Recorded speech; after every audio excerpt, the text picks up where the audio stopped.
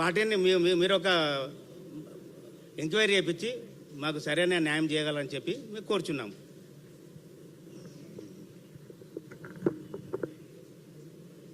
నా పేరు రాగం సుజాత, శ్రీను వాళ్ళ మమ్మీని. మా భర్త 14 సంవత్సరాలే చనిపోయి ఇప్పటికి బాయిల పడి.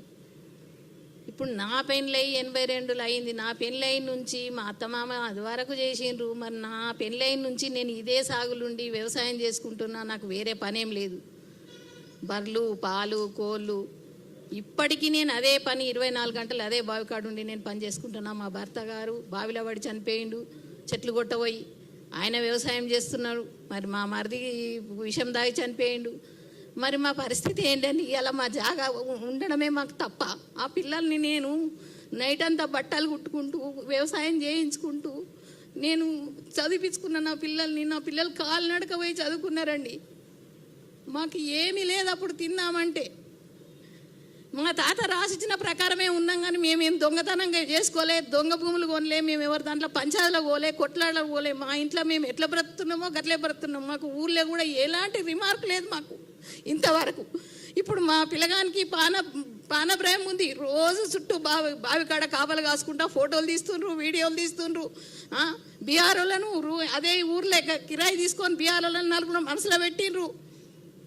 ఈ పోలీసు వాళ్ళు కలెక్టర్ అమ్మ దగ్గరకు పోతే కలెక్టర్ నీదేం లేదంటది. సిపి మేడం దగ్గరకు పోతే నువ్వేం మాట్లాడద్దు, నీదేం లేదంటది. ఏం లేదు, మేము ఎన్ని రోజుల నుంచి ఈడు ఎందుకున్నాం మేడం, మరి ఇప్పుడు ఏం లేదంటున్నారు మీరు అని అంటే నువ్వేం మాట్లాడకు అని మాట్లాడనియదు నన్ను. ఇలా మా 2 మనుషులు చనిపోయినారు, మా పిల్లలు చిన్నోళ్ళు. ఇంతవరకు మాకు ఇల్లు కూడా లేదు. మమ్మల్ని ఇంత టార్చర్ పెడుతున్నారు. మేము కిరాయికుంటూ బతుకుతున్నాము. మేము అదే బావి కాడ మా భర్తను వేసుకొని అక్కడనే ఉన్నాం, అక్కడనే చేసినాము. సంవత్సరికం కూడా అక్కడనే చేసినాం. నెల రోజులు అదే ఉన్నాం. ఇప్పుడంటే ఇండ్లైనా అండి, అప్పుడు అడవి. అప్పుడు ఆ జాగాలను ఎవ్వరు కానలేదండి.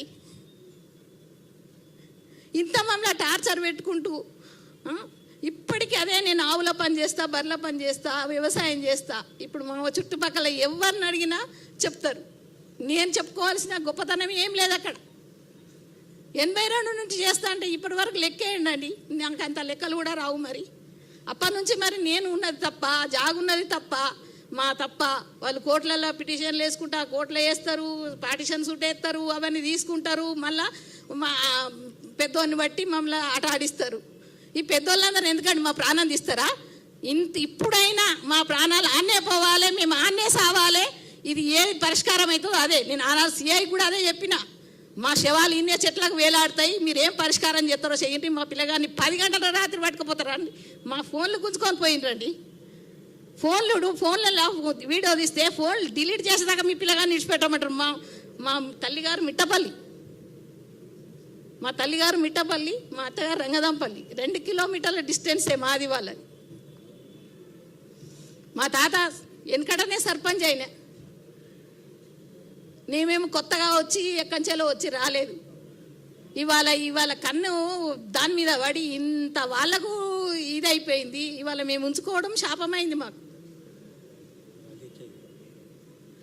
దయచేసి దీని మీద విచారణ చేసి మా తరపున